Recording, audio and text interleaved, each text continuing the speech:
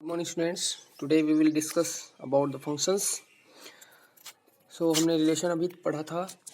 Relation की जो main definition थी हमारी वो थी कि जो रिलेशन होता है आर, वो हमारा ए क्रॉस बी का क्या होता है, एक सबसेट होता है। ठीक है, फंक्शन की भी सेम डेफिनेशन है। फंक्शन में भी क्या होता है, जो हमारे जो फंक्शन होता है एफ, वो भी हमारा ए क्रॉस बी का क्या होता है, एक सबसेट होता है। फंक्शन भी हमारा एक सबसेट ही होता है। ठीक है, तो ये ध्यान रखना, यानी सेम डेफिनेशन है दोनों की। बस फ़र्क क्या है कि अगर मैं इसकी मैपिंग बनाऊं, मैपिंग यानी कि प्री इमेज या इमेज की बात कर रहा हूं मैं। अगर एक मैं मैपिंग बनाता हूं इस तरीके से, तो यहाँ पे 1 2 3 4 मैंने 4 एलिमेंट ले लिए। यहाँ पे 1 2 3 4 4 एलिमेंट ले लिए।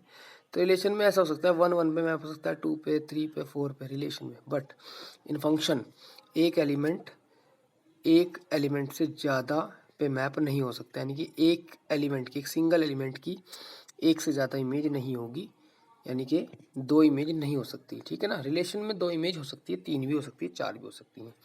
ठीक है ना, यानी कि वन जो है इन चारों में से किसी एक पे ही मैप करेगा। अगर वो वन पे मैप करेगा तो 2 3 4 पे मैप नहीं करेगा, और 2 पे करेगा तो 1 3 4 पे नहीं करेगा। आई बात समझ में? लेकिन रिलेशन में वन जो है चारों पे मैप कर सकता है, 2 भी चारों पे मैप कर सकता है, 3 भी चारों पे मैप कर सकता है। लेकिन फंक्शन में एक एलिमेंट एक ही एलिमेंट से रिलेशन में होगा। ठीक है ना। हाँ, ऐसा हो सकता है कि दो एलिमेंट एक पे मैप हो सकते हैं। जैसे सपोज दैट, इस तरह से अगर मैं करता हूँ, अगर मैं इस तरह से बात करूँ 1 2 3 4, इधर भी 1 2 3 4, तो ऐसा हो सकता है 1 भी 2 पे मैप हो गया, 2 भी 2 पे मैप हो गया। ये कोई दिक्कत नहीं है, ये फंक्शन होता है। ठीक है, लेकिन एक एलिमेंट की दो इमेज नहीं होंगी, दो एलिमेंट्स की एक इमेज हो सकती है। ठीक है, तो ये डेफिनेशन हमारी इसमें लिखी है, मैंने स्क्रीनशॉट ले लिया है। तो ये कैसे है, definition number 5, a relation F from a set A to a set B is said to be a function if every element of set A, यानी सेट ए की हर एलिमेंट, यानी कोई एक एक element has one and only one image in set B, यानी उसकी सिर्फ एक सिंगल इमेज होगी इन सेट बी के अंदर। ठीक है ना। In other words, a function F is a relation from a non empty set A to non empty set B such that the domain of F is A. Domain जो होगा F का वो A होगा, and no two distinct ordered pairs in F, यानी कि F के अलग अलग ऑर्डर्ड पेयर्स जो है have the same first element, उनका फर्स्ट एलिमेंट सेम नहीं होगा। यानी कि जैसे ऑर्डर्ड पेयर में हम रिलेशन बनाते थे, या सपोज दैट इस तरीके से हम बात करता हूँ, यानी कि रिलेशन में जो बनाते थे आर इज इक्वल टू, इस तरह से बनाते थे 1 2 1 3, है ना, 2 1 2 3, इस तरह से बनाते थे, ये रिलेशन होता था। तो फंक्शन में क्या होगा, ऑर्डर्ड पेयर का जो फर्स्ट एलिमेंट है वो सेम नहीं होंगे कभी भी। ठीक है ना, इसका मतलब ये है कि 1 2 पे मैप हो रहा है, 1 3 पे मैप भी हो रहा है। इसका मतलब 1 की दो इमेज है, एक 2 और एक 3। तो फंक्शन में ऐसा नहीं होगा, तो ये रिलेशन ही हो सकता है, फंक्शन नहीं होगा। क्लियर? तो आप लोग सिर्फ यही दो डेफिनेशन आप लोग लिखोगे। ठीक है, वैसे जितना स्क्रीन पे शो हो रहा है इतना आप लोग नोट करोगे अपनी नोटबुक में, इतना। ठीक है, तो ये क्या है, इसमें और आगे लिखा हुआ है कि अगर एफ जो है एक फंक्शन है from A to B and A B belongs to F, यानी एक ऑर्डर पेयर है ए बी, वो एफ के अंदर यानी बिलोंग करता है एफ से, then F A equal to क्या होता है, बी होता है, यानी एफ ए इजकल टू होगा बी। ये ध्यान रखना, यानी फर्स्ट एलिमेंट को फंक्शन में रखेंगे तो बी वैल्यू देगा, where B is called the image of A under F. यानी ये बी क्या है, ये तो हमने रिलेशन में भी बताया था कि बी जो है ए की इमेज है और ए जो है बी की प्री इमेज है। तो ये लिखा हुआ भी है, where B is the called image of the A under F and A is called the pre image of B under F. ये मैंने रिलेशन में भी आपको लिखवाया था। ठीक है, तो ये आप लोग नोट कर लेना। इसके अलावा एक बात और आपको नोटबुक में नोट करनी है,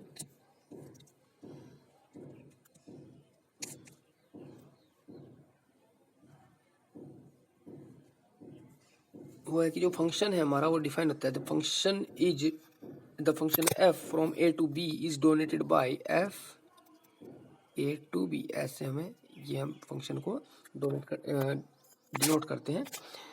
जैसे रिलेशन को करते थे ए टू बी, ऐसे ही इसको करते हैं, ठीक है ना। फंक्शन भी ए टू ए हो सकता है, उसी सेट से उसी सेट में हो सकता है, उसी सेट से किसी अन्य सेट में भी हो सकता है, जैसे रिलेशन होता है। रिलेशन और फंक्शन में कोई खास फर्क नहीं है, बस इतना ही फर्क है कि रिलेशन में कोई एलिमेंट कहीं भी मैप हो सकता है, यानी एक एलिमेंट की अंडर द डोमेन के अंदर की जितने भी एलिमेंट्स हैं उनकी एक से ज़्यादा इमेज हो सकती है रिलेशन के अंदर, लेकिन फंक्शन में एक एलिमेंट की एक ही इमेज होगी, उससे ज़्यादा नहीं होंगी, ठीक है ना।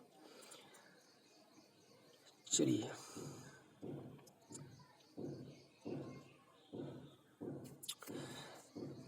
अब इसमें डेफिनेशन नंबर 6 आती है।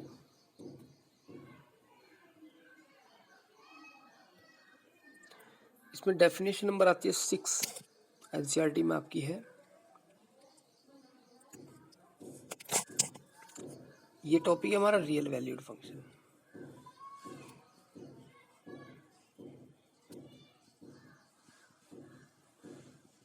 रियल वैल्यूड फंक्शन, ठीक है।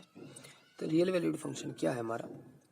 अ function which has either real numbers और one of its subset as its range is called a real valued function. Further, if its domain is also either R or a subset of R, it is called a real function, ठीक है ना। Real function क्या होता है? Real valued function यानी कि real numbers का set होना चाहिए, किसी भी इस फंक्शन का जो डोमेन है वो रियल नंबर्स का सेट होना चाहिए या रियल नंबर्स के सेट का सबसेट होना चाहिए, ठीक है ना। बस इतना है, इसकी डेफिनेशन लिखने की ज़रूरत नहीं है। उसके बाद है हमारे टाइप्स ऑफ फंक्शन, ठीक है ना। हेडिंग डाल लीजिएगा टाइप्स ऑफ फंक्शन। तो सबसे पहले हमारा टाइप्स ऑफ फंक्शन में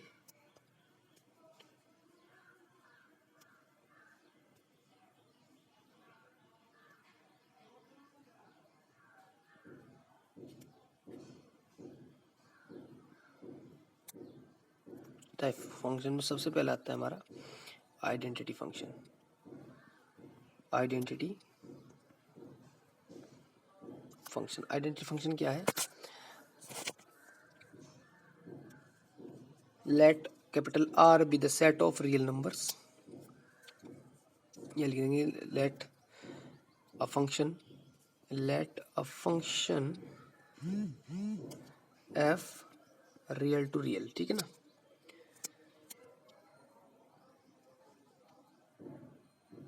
such that y is equal to fx और fx की वैल्यू x होनी चाहिए, ये मेन चीज़ है। यानी fx की वैल्यू अगर x आ जाए, यानी कि f1 की वैल्यू 1 आ जाए, f2 की वैल्यू 2 आ जाए, f3 की वैल्यू 3 आ जाए, ठीक है ना, तो फंक्शन होता है हमारा identity function for all x belongs to capital R। Capital R is the real function, ठीक है ना। तो this type of function is called the identity function. इसका आप ग्राफ क्रिएट कर लोगे, एक सिंपल सी लीनियर इक्वेशन बन रही है y इक्वल टू एक्स, और इसका ग्राफ आप ड्रॉ कर लोगे y इक्वल टू एक्स का। किस तरह से ग्राफ ड्रॉ करोगे मैं आपको बता देता हूँ। y इक्वल टू एक्स एक लीनियर इक्वेशन है, ग्राफ हमने 10th क्लास में ड्रॉ किए थे।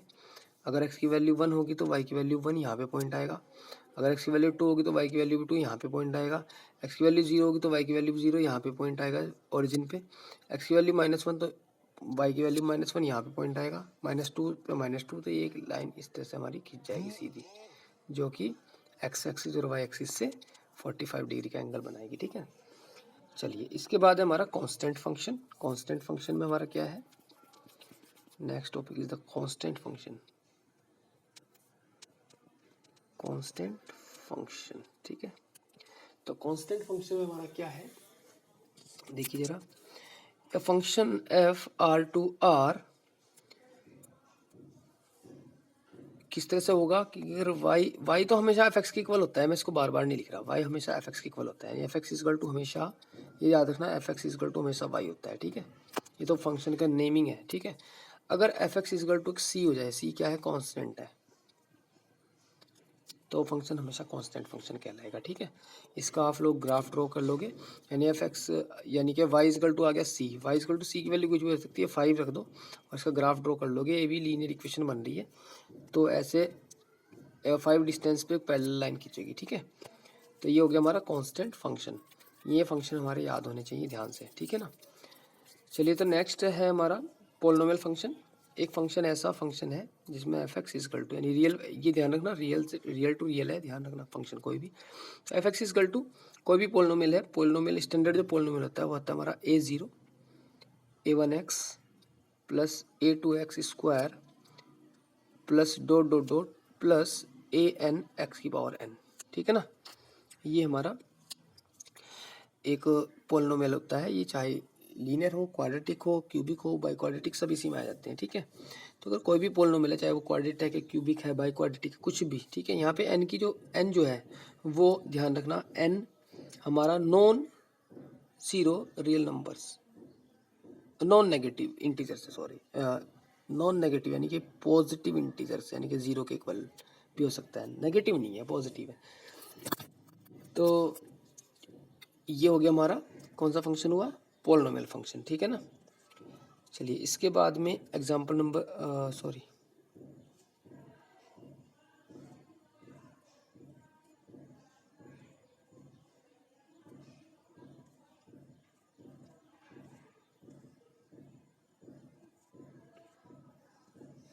इसके बाद था हमारा रेशनल फंक्शन। रेशनल, रेशनल नाम से पता चल रहा है कैसा फंक्शन होगा। रेशनल, रेशनल कैसा होगा, ए फंक्शन किस टाइप का होगा, एफ एक्स अपॉन जी एक्स, इस टाइप का अगर कोई फंक्शन है, ये कोई फंक्शन है एफ एक्स, मैं इसका नाम दे रहा हूँ कैपिटल एफ एक्स, और ये एफ एक्स अपॉन जी एक्स, यानी एक फंक्शन ऊपर नोमिनेटर में और एक फंक्शन नीचे डिनोमिनेटर में अगर हो, तो यहाँ पे कंडीशन जरूर है कि जो डिनोमिनेटर वाला फंक्शन है वो जीरो के इक्वल नहीं होगा, ठीक है। डिनोमिनेटर कभी भी जीरो के इक्वल नहीं होता।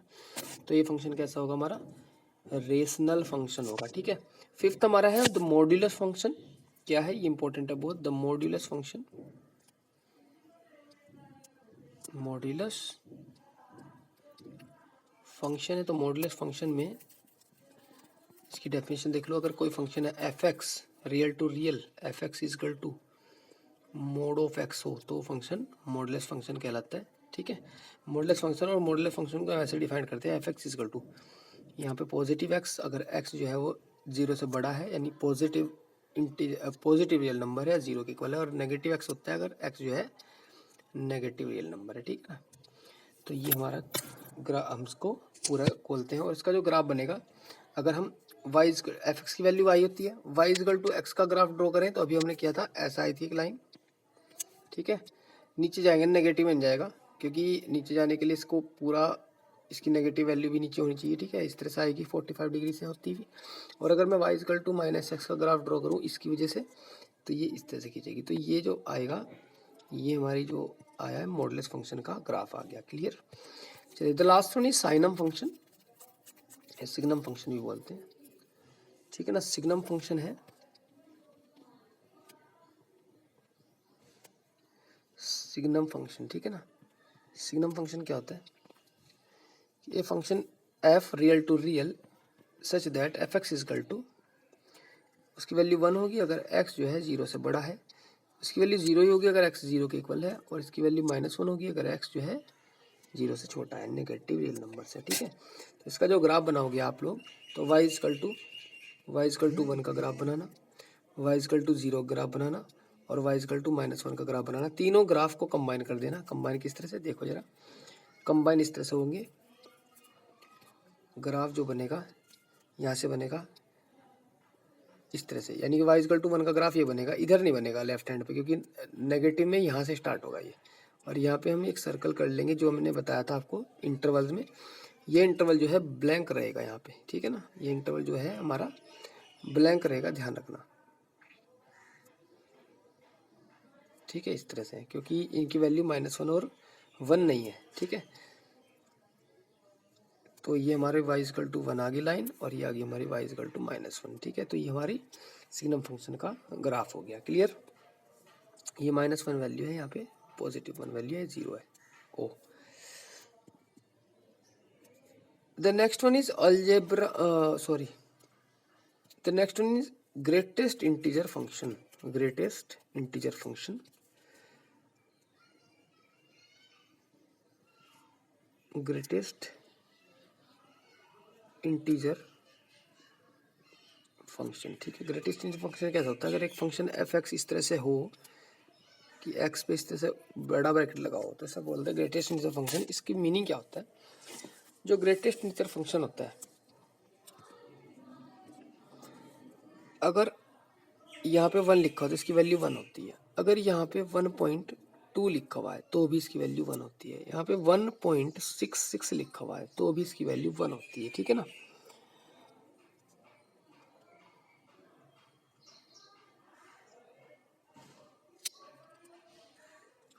1.99 अगर ग्रेटेस्ट इंटीजर फंक्शन लगा तो इसकी वैल्यू 1 होती है। यानी कि 1 और 2 के बीच में, 1 और 2 के बीच का कोई भी नंबर रखूंगा या 1 भी रखूंगा तो उसकी वैल्यू 1 ही होती है। 2 पे जाते ही वैल्यू 2 हो जाएगी। यानी कि अगर मैं यहाँ पे निकालूँ 2 तो 2 इक्वल टू 2 होगा, ठीक है ना। ग्रेटेस्ट इंटीजर 2 जो होगा वो 2 के इक्वल होगा। अब 2 पॉइंट समथिंग करोगे आप 99 तक, 2.99 तक करोगे तो उसकी वैल्यू भी 2 ही आएगी, ठीक है ना।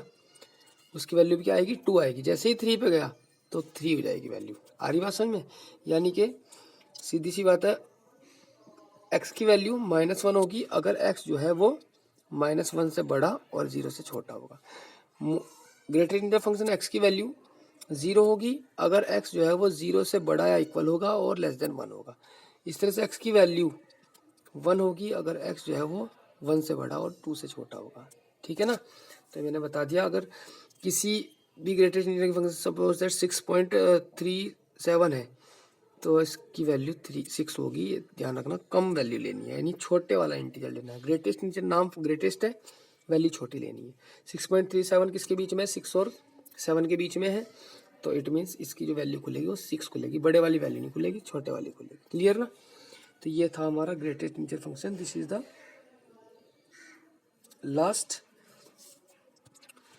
Last type of the function, ठीक है ना। ये सारे के सारे टाइप्स आप लोग नोट कर लेना। और इसके बाद जो टॉपिक आता है वह अलजेब्रा ऑफ रियल फंक्शंस आता है। अलजेब्रा मतलब कि किस तरह से उनका एडिशन सब्ट्रैक्शन होता है। तो दो फंक्शन f और g, f(x) और g(x) दो फंक्शन है, दोनों रियल नंबर्स में है, ठीक है। तो अगर दो फंक्शन को हमें ऐड करना हो, ठीक है ना, तो वो ऐसे हो जाते हैं f(x) प्लस g(x). क्लियर। यानी कि suppose that f(x) equal to x² है और g(x) equal to suppose that 3x² है, तो f प्लस g जो फंक्शन बनेगा वो बन जाएगा x² plus 3x² that is 4x²। Clear ना। ये एग्जांपल है इसका। इसी तरह सब्ट्रैक्शन में भी ये रूल लग जाता है, ठीक है ना। सब्ट्रैक्शन में भी ये रूल लगता है। अच्छा, इनटू में क्या लगता है, मल्टीप्लाई में क्या होगा हमारा, अगर हम किसी फंक्शन को बाहर किसी नंबर लैम्डा से मल्टीप्लाई करते हैं, lambda into f into x, ठीक है। यानी किसी फंक्शन में लैम्डा से मल्टीप्लाई करते हैं तो सारे पूरे फंक्शन में लैम्डा से मल्टीप्लाई हो जाती है, ठीक है ना। लैम्डा कोई भी स्केलर हो सकता है। क्लियर। चलिए, इसके बाद में इंटू में भी ये रूल लगता है और डिवाइड में भी लगता है। ये तो स्केलर से मल्टीप्लिकेशन था। अगर हमें f और दो फंक्शन है f और g, उनकी मल्टीप्लाई करनी है यानी एफ जी एक्स करना है, तो हम उनकी दोनों की इंडिविजुअल मल्टीप्लाई कर सकते हैं इस तरह से, ठीक है ना। ऐसे ही एफ अपॉन जी एक्स, अगर दो फंक्शन को डिवाइड कर रहे हैं तो उनको डिवाइड भी बड़े इजीली कर सकते हैं, एफ एक्स अपॉन जी एक्स। क्लियर। तो मैंने बेसिक्स बताया, इसके एग्जांपल्स आप लोग रीड करेंगे और उसके बाद में आप लोग एक्सरसाइज 2.3 करेंगे।